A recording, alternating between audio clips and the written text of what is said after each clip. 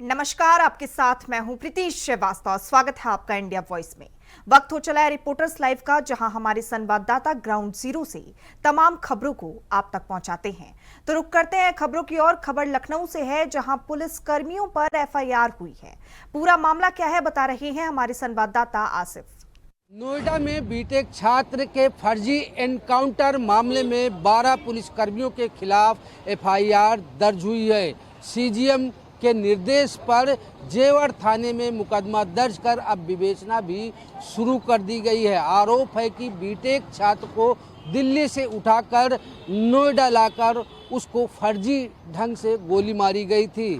फिलहाल अब इस मामले में कहा जा रहा है कि पुलिसकर्मियों की मुश्किलें बढ़ जाएगी। दरअसल पूरा मामला नोएडा के जेवर थाना क्षेत्र का है, जहां पर 6 सितंबर को पुलिस ने एक मुठभेड़ दिखाई थी। हत्या के एक मामले में आरोपी सोमेश गौतम को पुलिस ने मुठभेड़ में गोली मारी थी। इसके बाद बीटेक छात्र सोमेश गौतम के पिता तरुण गौतम ने सीजीएम कोर्ट में अर्जी दिया था और कुछ सीसीटीवी फुटेज के साथ यह कहा था कि जेवर पुलिस ने फर्जी ढंग से उसके बेटे को गोली मारी। मामले की सुनवाई करते हुए सीजीएम कोर्ट ने जेवर थाने के तत्कालीन प्रभारी समेत 12 पुलिसकर्मियों के खिलाफ एफआईआर दर्ज करने का आदेश दे दिया है।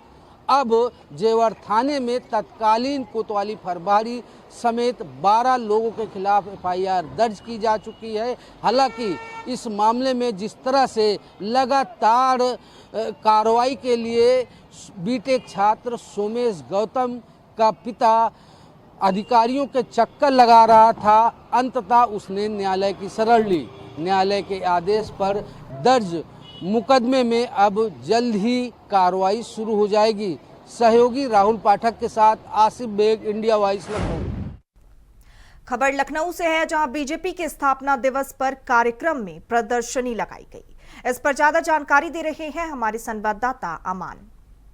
कार्यालय के बीजेपी स्थापना दिवस के मौके पे बीजेपी जो प्रदेश कार्यालय है उस पर एक जो प्रदर्शनी का आयोजन किया गया। प्रदर्शनी का जो फीता है वो बीजेपी के प्रदेश अध्यक्ष भूपेंद्र चौधरी ने फीता काट के उसका उद्घाटन किया। वहीं प्रदर्शनी के अंदर जो तस्वीरें लगाई गई हैं वो बेहद यादगार तस्वीरें हैं, जिसमें बताया जा रहा है पूर्व प्रधानमंत्री अटल बिहारी वाजपेयी से जुड़ी तमाम तस्वीरें भी लगाई गई हैं। उसमें पूर्व प्रधानमंत्री जो अटल बिहारी हैं उनके जो परिवार के साथ उनकी तस्वीरें हैं, जो उनके यादगार लम्हे हैं, उन सभी तस्वीरों को उस प्रदर्शनी के अंदर लगाया गया। वहीं साथ ही साथ जो सरकार की जो योजनाएं हैं, जो उनकी कामयाबियां हैं, उनकी तस्वीरों को भी साथ साथ लगाया गया। इस प्रदर्शनी के मौके पर बीजेपी के तमाम बड़े नेता भी शामिल थे। वहीं बीजेपी के जो प्रदेश अध्यक्ष है भूपेंद्र चौधरी, उन्होंने इसका फीता काट के उद्घाटन किया। उद्घाटन के दौरान तमाम बड़े नेताओं ने इस कार्य की सराहना की।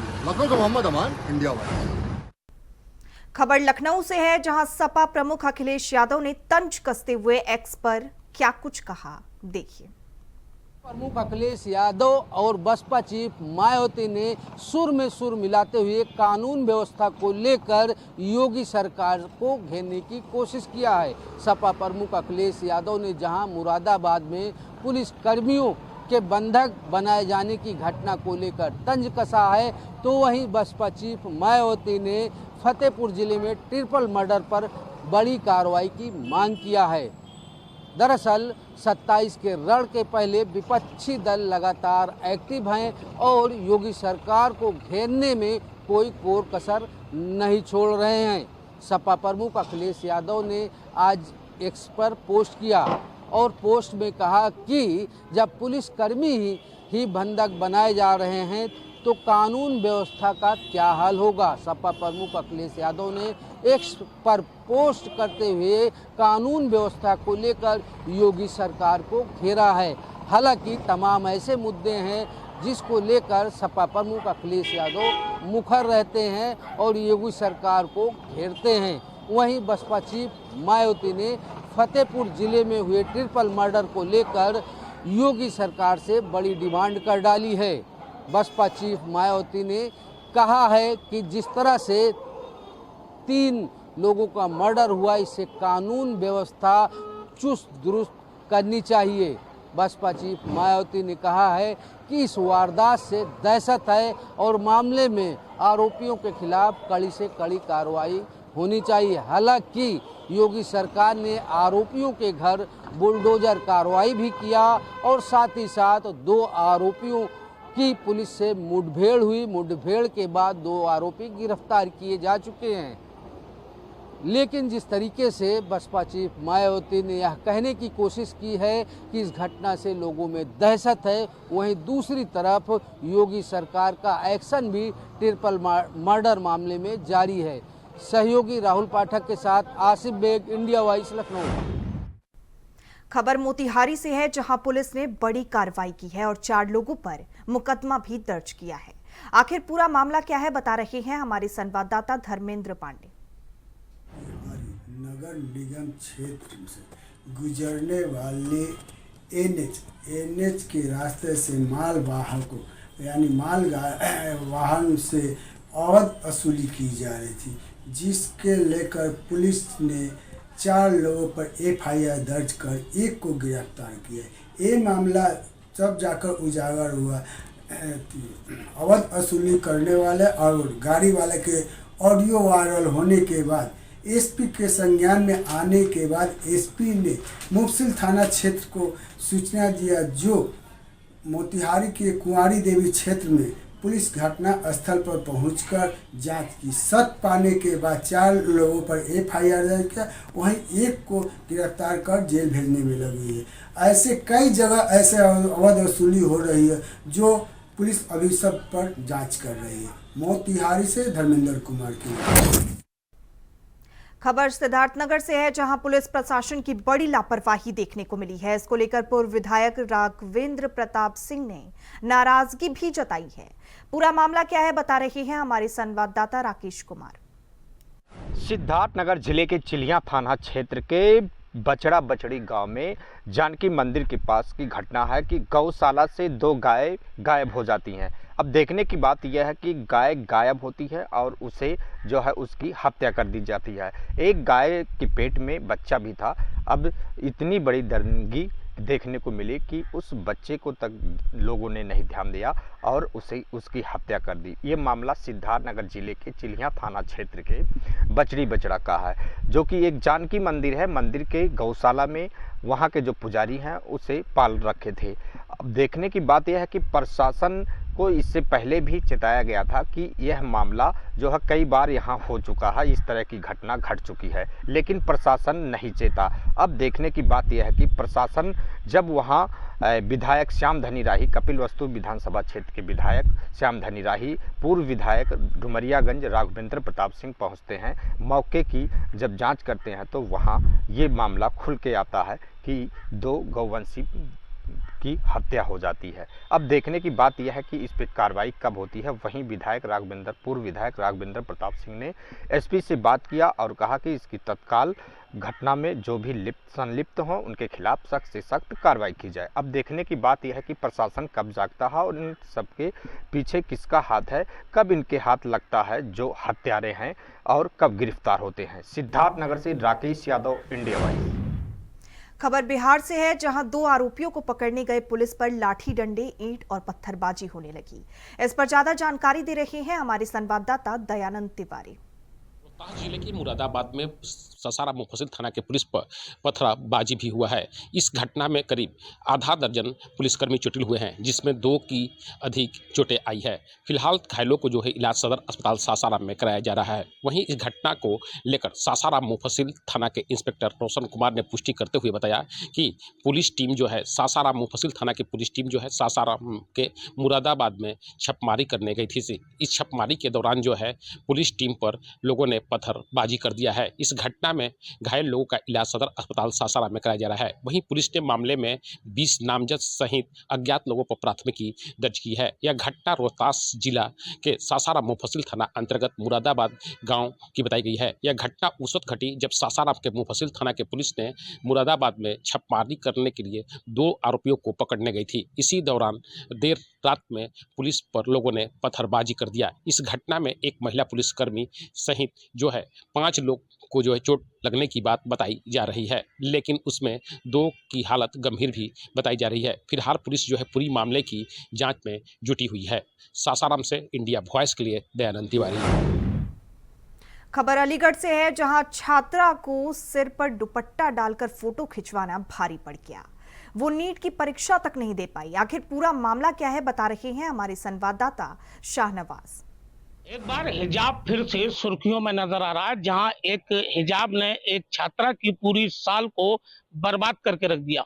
दरअसल पूरा मामला थाना क्वारसी इलाके के मंजूर गली से सामने आया है, जहां एक छात्रा का हिजाब खिंचाए द्वारा फोटो को लेखपाल के द्वारा दूसरी जाति का समझते हुए उसका जाति प्रमाण पत्र को रद्द कर दिया गया, कैंसिल कर दिया गया, जिसके बाद उस छात्रा का नीट का एग्जाम जाति प्रमाण पत्र न होने की वजह से कैंसिल कर दिया गया और उस छात्रा की पूरे साल की रात और दिन की मेहनत पर पानी फिर गया।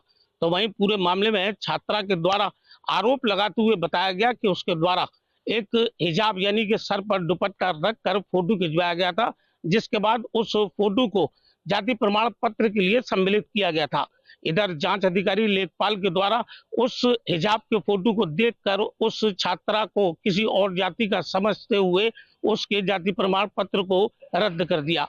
इधर छात्रा का आरोप है कि एक बार नहीं, 2 बार नहीं, बल्कि 3 बार उसके जाति प्रमाण पत्र को रद्द कर दिया गया बिना जांच किए के बाद, जिसके उपरांत छात्रा ने हार नहीं मानी और उसके द्वारा जिला कलेक्ट्रेट पहुंचकर डीएम से मामले में लिखित में शिकायत देने के बाद कार्रवाई की मांग की। इधर पूरे मामले में जानकारी देते हुए छात्रा हेमा कश्यप के द्वारा बताया गया कि वह नीट के एग्जाम की तैयारी कर रही थी और पूरे साल से रातों दिन उसके द्वारा मेहनत की जा रही थी। वहीं कहीं ना कहीं वह गरीब परिवार से संबंध रखती है और उसके परिवार पर उसकी उम्मीदों की आशाएं थी, जिसके बाद जब उसने जाति प्रमाण पत्र यानी कि एक जरूरी दस्तावेज के लिए आवेदन किया तो उसने सर पर दुपट्टा रखकर फोटो खिंचवाया। बड़ा सवाल ये उठता है, क्या इस तरीके के अधिकारी जो जांच करते हैं, क्या वो हिजाब को देखकर जांच कर रहे हैं या उस लड़की का, जबकि उस लड़की का कहना है कि वह हिंदू छात्रा है और उसके सर पर दुपट्टा होने के बाद लेखपाल के द्वारा हिजाब समझ लिया गया और उसके जाति प्रमाण पत्र को रद्द कर दिया गया, जिसके बाद उसका 1 साल पूरी तरीके से बर्बाद हो गया। फिलहाल पूरे मामले में जांच के आदेश देने के बाद जिलाधिकारी ने छात्रा को कार्रवाई का आश्वासन दिया है। अलीगढ़ से मोहम्मद शाहनवाज, इंडिया वॉइस। खबर बुलंदशहर से है, जहां महिलाओं और बच्चों का घर से निकलना मुश्किल हो गया है, जिसको लेकर महिलाओं ने मांग की है। आखिर ये मांग किस चीज को लेकर है, बता रहे हैं हमारे संवाददाता वरुण शर्मा। शहर के सिकंदराबाद में शराब के ठेके हटवाने को लेकर महिलाओं ने किया है प्रदर्शन। दरअसल आपको बता दूं कि 1 अप्रैल को सरकार की नई नीतियों के तहत शराब के ठेके का आवंटन किया गया था। वहीं सिकंदराबाद क्षेत्र में एक ट्रक अड्डे के पास शराब का ठेका, देसी शराब का ठेका की दुकान खोली गई थी, जिसमें महिलाओं का आरोप है कि वहां पर जो लोग आते हैं शराब पीकर वो महिलाओं लड़कियों के साथ छेड़खानी करते हैं, जिससे स्थानीय लोगों का आना जाना दुश्वार है। जो स्कूली छात्रा हैं वो स्कूल नहीं जा रही हैं और जो शराब पीकर वहीं पर ही जो युवक जो व्यक्ति आते हैं वो बदतमीजी करते हैं और छेड़छाड़ करते हैं, जिसको लेकर आज महिलाओं ने प्रदर्शन किया है और मांग की है कि जो शराब का ठेका यहाँ खोला गया है उसको हटवाया जाए। वहीं इस मामले में अधिकारियों का दावा है कि इस मामले की जांच कराई जा रही है। महिलाओं द्वारा कुछ शिकायत प्राप्त हुई है, उसमें जांच की जाएगी, जो भी दोषी होगा वैधानिक कार्रवाई की जाएगी। Varun Sharma, India voice, Bulandshahr. खबर हमीरपुर से है, जहां एक इंस्पेक्टर का वीडियो तेजी से वायरल हो रहा है। आखिर इस वीडियो में क्या है, बता रहे हैं हमारे संवाददाता रुपेश गुप्ता। योगी सरकार में बेलगाम हुए इंस्पेक्टर।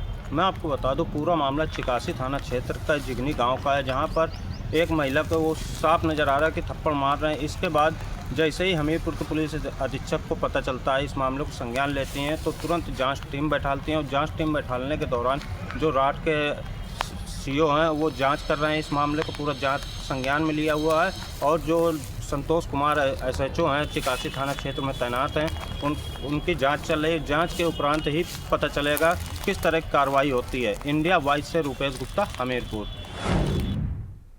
रिपोर्टर्स लाइव में आगे बढ़ेंगे। फिलहाल वक्त हो चला एक छोटे से ब्रेक का, फौरन लौटेंगे। ब्रेक के बाद स्वागत है आपका। खबरों में आगे बढ़ेंगे। खबर बलौदा बाजार से है, जहां सुशासन तिहार मनाया जा रहा है। सुशासन तिहार के पहले दिन ही 18,000 से अधिक आवेदन मिले हैं।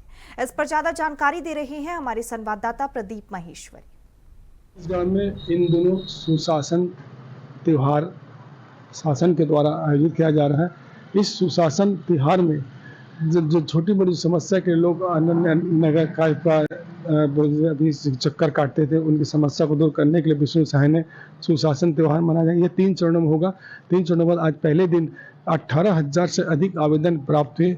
इससे लगाया जा सकता है कि लोग छोटी मोटी समस्या के लिए कितने चक्कर लगाते हैं और उनके काम नहीं होते थे। आपको बता दें कि विष्णु सहाय द्वारा लगातार सुशासन के द्वारा और मोदी की गारंटी के तहत जो कार्य किए जा रहे हैं उसको देखते हुए यह लगाया सुशासन त्योहार मनाया गया। आपको पता है कि विष्णु सहाय का यह मत है कि पारदर्शिता, तत्परता और संवाद से ही सुशासन का आधार बनाया जा सकता है। इसलिए जो व्यक्ति हर वार्डों में, हर गली कुचे में और समाधान पेटी में लगाया गया है और ऑफलाइन ऑनलाइन सभी जगह इस सुशासन त्योहार में आपको जो भी समस्या है, किसी प्रकार कोई समस्या उसमें आप आवेदन दे सकते हैं, चाहे वो महतारी वंदना हो, चाहे नगर पालिका का हो, चाहे वो बिजली ऑफिस का हो, चाहे आपके किसानी संबंधी हो, निस्तारिक संबंधी हो, विकास कार्य हो, जो भी समस्या आप उसे आवेदन में दे सकते हैं। और उसका इस सुशासन त्योहार में जो भी आवेदन दिए जाएंगे उसका त्वरित निराकरण करके आपको 1 हफ्ते के अंदर आपके घर में आपको जवाब दिया जाएगा। इसलिए तो इसकी प्रदेश सरकार के द्वारा पूरी जवाबदारी कलेक्टर को दी गई। कलेक्टर ने 3 दिल्ली की सीएम रेखा गुप्ता के बयान को लेकर सपा का विरोध लगातार जारी है। ऐसा क्या बयान दिया गया है, बता रहे हैं हमारे संवाददाता। देखिए। मुख्यमंत्री रेखा गुप्ता के बयान को लेकर समाजवादी पार्टी का विरोध प्रदर्शन जारी है। अखिलेश यादव को टोटी चोर कहने पर जिला मुख्यालय पर सपा महिला विंग ने जोरदार प्रदर्शन किया है। प्रदर्शन के दौरान महिला विंग की जिलाध्यक्ष विभा यादव की अगुवाई में कार्यकर्ताओं ने दिल्ली सरकार और मुख्यमंत्री के खिलाफ जमकर नारेबाजी की है और उनकी तत्काल बर्खास्तगी की मांग की है। इस बीच प्रदर्शन के दौरान मौके पर पहुंची मंजनपुर पुलिस ने विभा यादव समेत कई महिला कार्यकर्ताओं को हिरासत में लिया है। समाजवादी पार्टी के प्रतिनिधिमंडल ने राज्यपाल को संबोधित 3 सूत्री ज्ञापन डीएम को सौंपा है। ज्ञापन में मांग की गई है कि दिल्ली की उप मुख्यमंत्री रेखा गुप्ता तत्काल प्रभाव से इस्तीफा दें, सार्वजनिक रूप से माफी मांगे, अन्यथा समाजवादी पार्टी सड़कों पर उतरकर बड़ा आंदोलन करने के लिए बाध्य होगी। इंतजार रिजवी, इंडिया वॉइस, कौशाम्बी। खबर बलौदा बाजार से है, जहां ऑनलाइन सट्टेबाजी के रैकेट का खुलासा हुआ है। खुलासे में क्या कुछ पता चला, बता रहे हैं हमारे संवाददाता प्रदीप महेश्वरी। पुलिस को एक बड़ी सफलता मिली है, जहां पर ऑनलाइन सट्टा आईपीएल खिलाया जा रहा था। अगर ये अंतर्राज्यीय गिरोह था जिसमें 8-10 आरोपियों को गिरफ्तार किया गया। तो विगत दिनों 2 बुकी जो आईपीएल के सट्टे की बुकिंग करे थे उनको भाटापारा से गिरफ्तार किया गया था, जिसके करने के बाद उनके मोबाइल जब्त किए गए। जब्त करने के बाद उनके जब डाटा जब निकाले गया तब इस बड़ा खेल का खुलासा हो। जो अंतर्राज्यीय गिरोह जो था, जो ऑनलाइन सट्टा का काम करता था, इसमें 2 रायपुर के थे, 2 भाटापारा के थे, 2 रीवा के थे, एक यूपी का सीतापुर का था और एक तुम्हारा बिलासपुर से भी 2 थे। रायगढ़ जांजगीर कैसे के 10 बुकी लोगों को गिरफ्तार किया गया।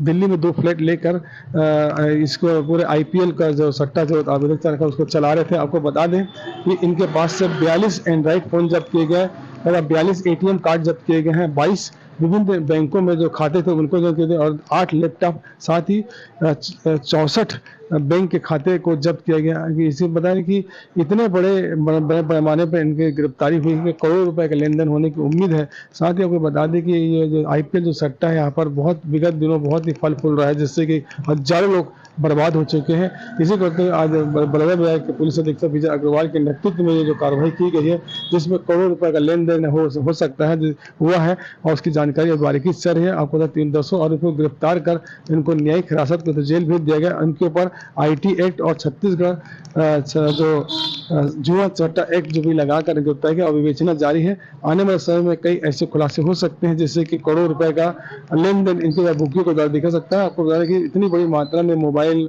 और लैपटॉप और जो इनके खाते के लेन देन जो जब्त हुए, निश्चित ही किसी बड़ी हवाला का भी हो सकता है। मैं इंडिया वॉइस के लिए बलौदा बाजार से प्रदीप महेश्वरी। खबर सीतापुर से है, जहां झोला छाप डॉक्टर मरीजों की जान से खिलवाड़ कर रही हैं। पूरा मामला क्या है, बता रहे हैं हमारे संवाददाता नंदकिशोर नाग। सीतापुर के गांव क्षेत्र में एक 10 वर्षीय बच्चे का मरीजों का इलाज करते हुए वीडियो सोशल मीडिया पर तेजी से वायरल हो रहा है। वीडियो के सामने आने के बाद में स्वास्थ्य महकमे में हड़कंप मच गया है। कहा जा रहा है कि बीते दिनों इस क्षेत्र से लोगों के द्वारा झोला छाप डॉक्टरों के खिलाफ आवाजें उठाई गई थी और शिकायत दर्ज कराई गई थी कि झोला छाप डॉक्टरों का कहर इतनी तेज है कि लोगों का जीना मुहाल हो रहा है, जिसको देखते हुए स्वास्थ्य महकमे ने ताबड़तोड़ कार्रवाई करते हुए कई अस्पतालों को बंद भी कराया था।